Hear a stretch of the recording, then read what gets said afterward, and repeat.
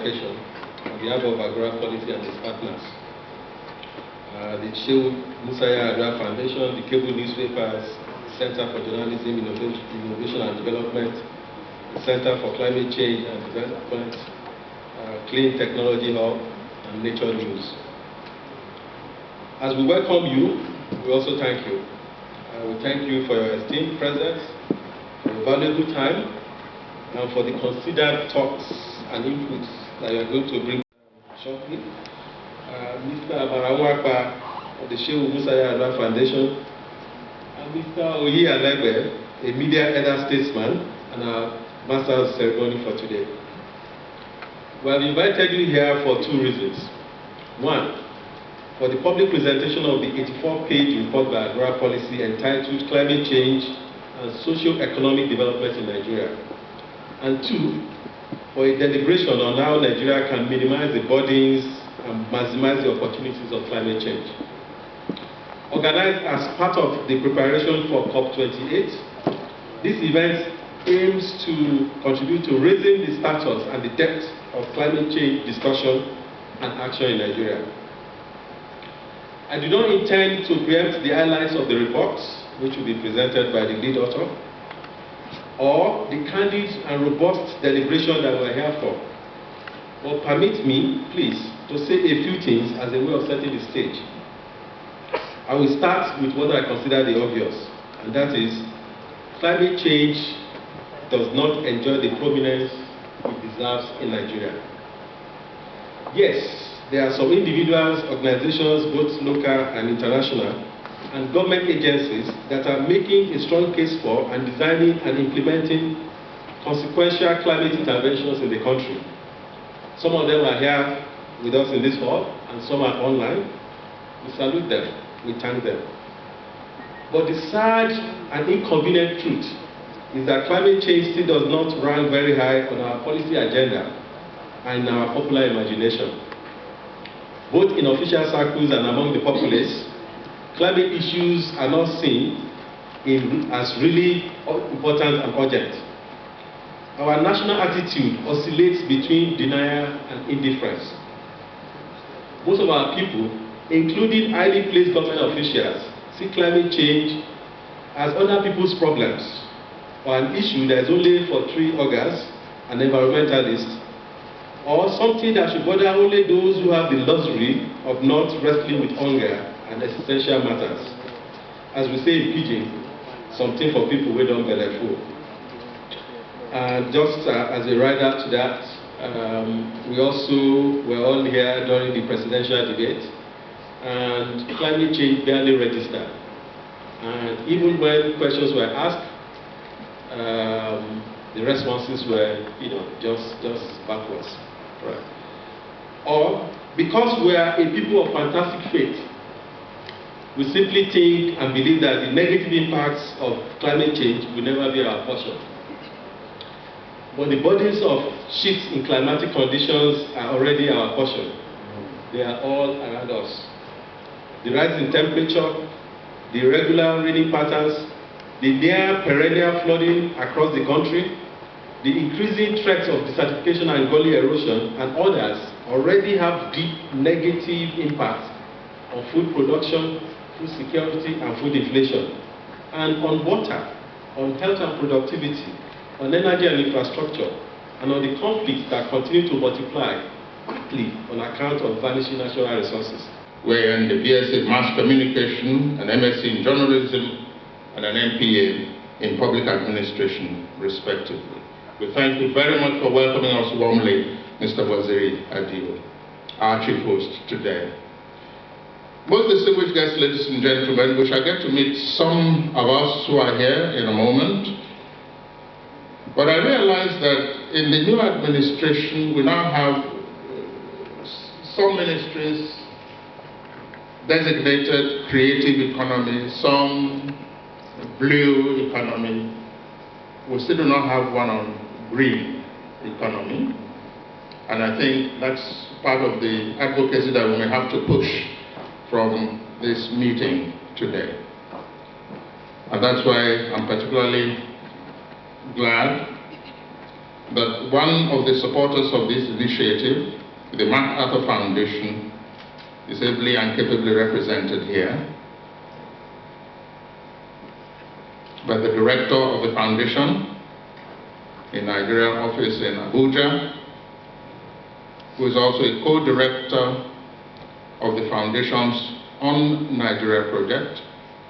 He has a PhD from the University of Toronto, a master's degree from the Ahmadu Bello University in Zaria, and did his undergraduate degree from the University of Maiduguri. He's taught in renowned universities, including University of Maiduguri, University of Toronto, and Ohio University. That almost sounds like a university that I founded. He has published in several academic journals, including Africa Development and Review of African Political Economy.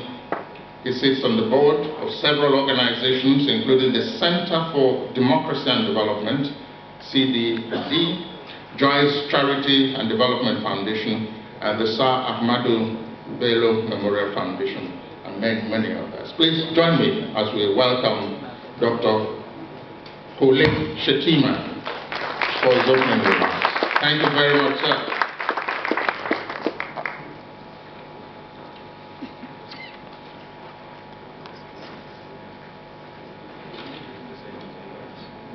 No, I think this is fine. And thank you for trying to pronounce my name. And Punke also said that you are one of the very few people know how to pronounce her last name. So clearly, this is something that you have been doing very well.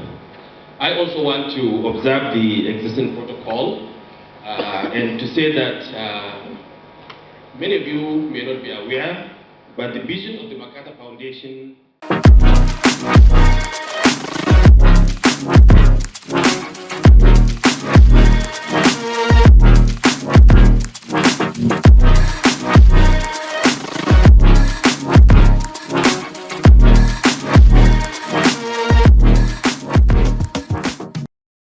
which is accelerating the adoption of rooftop solar in India. So our work to support climate change justice are evolving, and our commitment to a burdened world remains core to our mission. I want to thank AGORA policy under the leadership of Waziri for leading the pack on policy development and innovation in our country. And it is true, as Waziri said, for us, AGORA policy was a big bet. It was a difficult decision. When he came trying to convince me why AGORA policy is important, about 1.5 years ago, 2 years, I was scratching my head. I said, AGORA policy. I said, look, NESG have been making so many recommendations to governments, and I have not seen much of impact. So why should we support AGORA policy?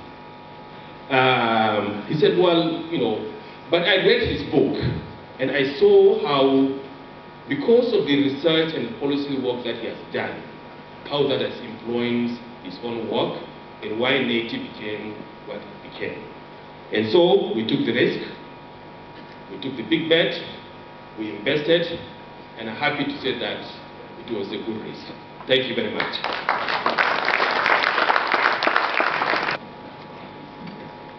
Please, let's put our hands together once more for Dr. Kole Shetima. We are indeed honored and happy that you believed in Mr. Waziri Adio, and through your weight behind.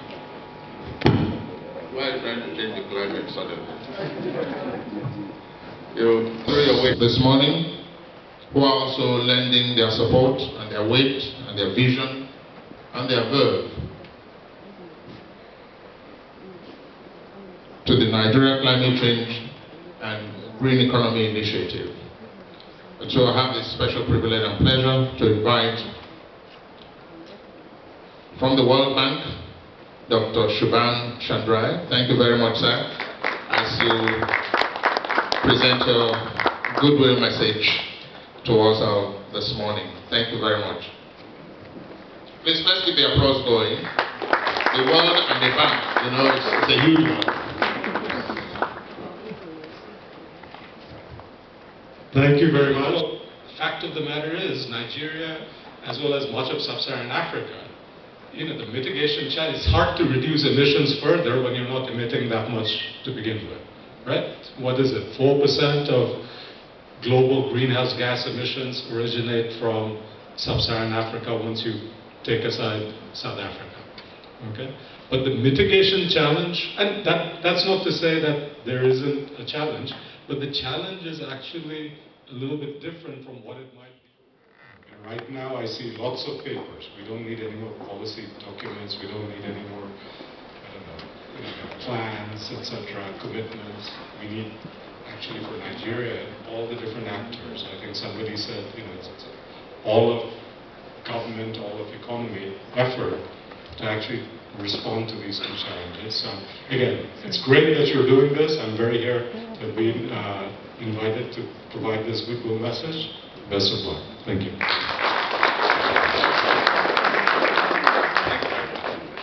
Please, let's keep the applause going for Dr. Chaudhry. And thank you that you believe so much in my friend and brother, Mr. Waziri Adio, because of what he's done in the media and what he's done at NAITI. Most distinguished guests, ladies and gentlemen, we take some more goodwill messages, but before then, permit me to recognize the presence of one of our media colleagues, who was once special advisor on media and strategy to President Umar Yar'Adua, Mr. Olusegun Adeniyi. Thank you very much, Mr. Segun Adeniyi. Thank you. He is the chairman of the editorial board of This Day. Thank you for lending support to what we are doing here this morning. May I also recognize the presence of another colleague in the media, Mr. Samuel Okolamo. Thank you very much, sir. You're most welcome. May I also recognize the presence of the executive director of PLSI. I'll try to find out what PLSI represents later on. Let's welcome Mr. Olusegun Elemo. Please, where are you? Mr. Olusegun Elemo, please. We are printing our necks. The lights are... Where are you, please? What part of the hall are you, or did you jump out briefly? Oh, okay. Please step forward. Let's accommodate you at this end here. We also recognize the presence of the Environmental Strategic Policy Advisor at the NNPC Limited, Ms. Zainab Nasser Mohammed. Thank you very much. Please, where are you? No, that's quite a distance. Ushers, could you, as we recognize them, let them occupy this place that we have reserved for them, so that when we have the interactive session later, they can contribute meaningfully to what we are doing here. At this point, permit me, most distinguished guests, ladies and gentlemen, to invite Dr. Tayo Adeloju of the Nigeria Economic Summit Group for his goodwill message. Thank you, sir. Thank you for teaching us the opposite of Kappa.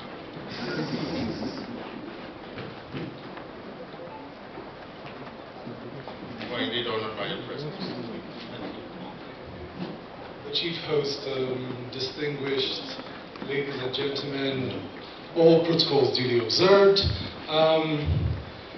My brother Waziri and I spoke about this conceptualization of this project at the onset.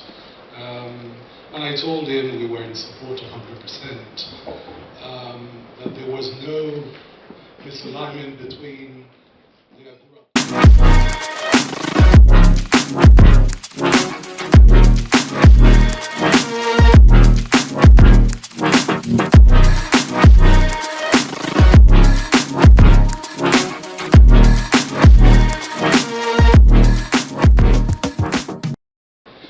They require actors at scale, and we are clear as the NESG that by ourselves, without other think tanks, it simply would have been an impossible journey to go on. So we celebrate you, and we celebrate the MacArthur Foundation, Ford and the other partners that have made this journey possible. So, of course, that's why I'm here. I'm here because we do believe not only in all the key outputs you have put out to date, but in this particular one. I think when you look at the report, you know, Shubham's point, the big questions about migration and adaptation will be discussed extensively, but I want to raise a third challenge of defiance. Our engagement of the political aspirants for president conference is one, whether the business models will arrive in rural economies together to create the sustainable business cases for mini-grids and renewable energy systems to become sustainably fundable and bankable.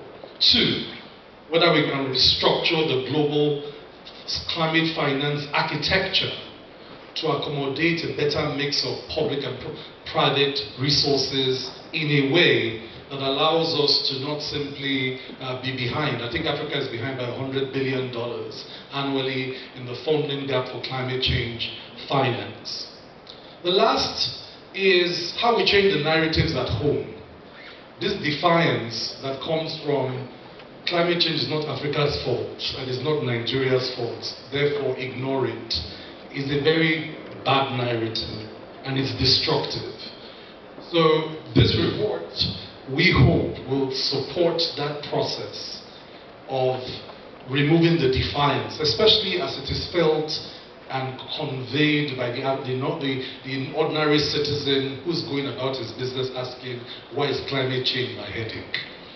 I think that this offers a great opportunity, and I want to thank the marvelous team that put together this world-class report and wish everyone great deliberations from the NESG. Thank you.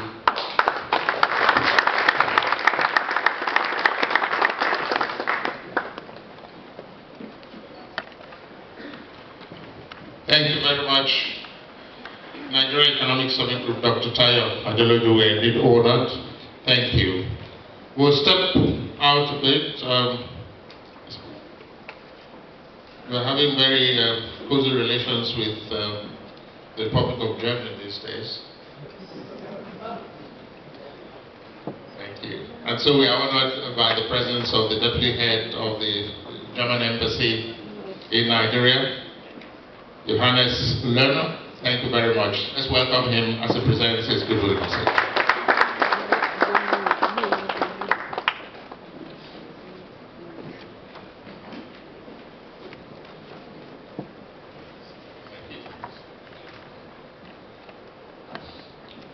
Good morning, ladies and gentlemen. I also would like to join the established protocol and please help me. The development community has to give me all the resources in order to change my policy, my energy policy, in order to make it climate sustainable. Nigeria wants to join the G20. Nigeria has been invited to all the major fora in order to advance its points of view and its policy there. Not only the visit of the German Chancellor to Nigeria, but also now the visit of the Nigerian President with a big team of ministers and governors to one of the most important Africa-related economy conferences in Germany. The Comeback with Africa was a big step forward, but also more importance and more influence demands more responsibility, and I hope that this very timely meeting where science, policy, finance and media come together in order to discuss these very important issues will bring Nigeria a big step forward. Therefore, I thank very much the AGORA policy and the supporting MacArthur Foundation in order to make this happen, and I wish you the best of luck. Thank you very much.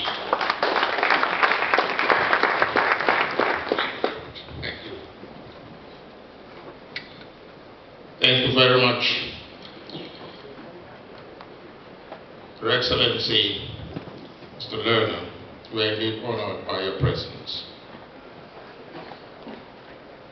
We shall, of course, make other recognitions as we go along. We're effecting a slight structural adjustment. Before then, he has been teaching and has had fellowship stints at the University of Reading and also at the University of Oxford. He is to present highlights of the report. The reports available, the projections available indicates that climate change will increase the economic burden to about $1.1 billion by 2050, with an additional 4 million cases due to climate change. Next slide. I've already talked about this slide, so the World Bank's prediction about the drop in water table causing increase in water scarcity, as well as diseases related to dirty water. Next slide.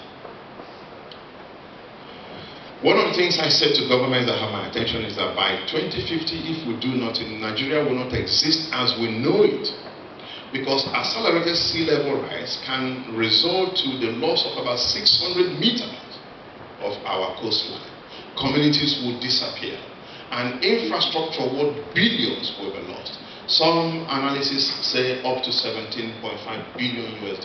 And most of this infrastructure will be oil and gas infrastructure that are actually very relevant for our national economic activity. But an estimated 53 million people in the country may need to be relocated at the sea level rise of 0.5 meters. So it is also a demographical challenge. And remember that desertification is also causing the decrease of the livable areas in the north. And if we then have climate change causing the decrease in livable areas in the south, we have a huge shrinking of the livable areas in Nigeria with an explosion of population, one of the highest in the world. It is predicted that we will be one of the top three most populous countries in the world by 2020. For Nigeria will depend on the choices that we make, the collaborations we form, the actions that we take. It's entirely possible to imagine that we can harness this threat and build a sustainable, resilient, green, prosperous world, nation. You can see the number of countries, and this is not exhaustive, that have already indicated that they will phase out fossil fuel in their jurisdiction. Norway is leading the path and has, of course, Norway has a lot of oil in the North Sea, but also is one of the countries that have the fastest rate of adoption of electricity vehicles and leading the phase out of fossil fuel vehicles within their cities. So this means that if we continue to invest in oil, most of those for infrastructure will be stranded. Plus, we might be left with nobody to buy our oil. Next slide. And so that's why I say that there is also a risk of transition. Okay, and we have calculated the various risks associated with transition, especially of stranded assets, and this runs into hundreds of billions of dollars. Whether it's risk associated with stranded assets, but also financial market loss, job loss, and livelihood. So this transition also has to be just, because I think it was Shuban that was saying that we know that climate change doesn't affect everybody equally. This is the same when you talk about between countries, but also it is the same when you talk about within countries. It's usually those who have precarious work, who are poor, who are living in vulnerable communities, coastlines, etc., that will suffer the most. Next slide. So we have a lot of key commitments that can provide a basis to actually then do something about this, but it will require a lot more energy, a lot more focus, a lot more coordinated action. We have the revised NDC, which is adjudged to be very robust. We see what is done from almost at a zero level in 1980 to a very, very high level in terms of gigawatt, cumulative gigawatt by 2022. Next slide. Same for wind capacity. It has also been increasing dramatically. Next slide. And the cost of electricity per kilowatt is also falling, and now adjudged to be more competitive than in some cases than fossil fuel. Next slide. There has been a tremendous growth in passenger EV sales by market share across the world. Next slide. China is leading the pace, but Europe is also following behind. Climate finance is increasing, not as much as it should. There's still a gap in terms of the 100 billion delivered, but actually the other problem is also that we in Africa is not attracting our own fair share of the climate finance. So there is the problem of the telecom. I'm glad you're here. Thank you for all you do, and you already touched upon this a bit. There's so much money in the institutional investors. Our pension, for example, pension in Africa is worth about 400 billion, right? And so we can be tapping into all different sources of finance in order to tackle this challenge. Next slide. Lithium battery prices is increasing. This is a great opportunity for Africa that have a disproportionate share of the critical minerals that are going to drive the industrialization of the future. But what we are seeing now is that unless Africa as a whole takes action, it is entirely possible to imagine a situation where the extraction of these critical minerals will go exactly the same way that the extraction of fossil fuel has gone. It will be very, very exploitative. The prices that we will sell them will be peanuts compared to what they are worth. The infrastructure will not come. The refining and the added value will happen outside, and then we end up importing the finished products and so becoming even poorer while we are making a transition to the green economy. So if you can imagine a war situation where we leave the oil on the ground, we have to, but there is still a lot of coordination that's required. We need adequate climate funding and finance. But I always say to people that the amount of rain or water you collect doesn't not always depend on the amount of rain. It depends on where you put your bucket. So it's not just saying we need climate finance. We need to put the infrastructure in place to be able to attract the finance. But this transition has to be fair, otherwise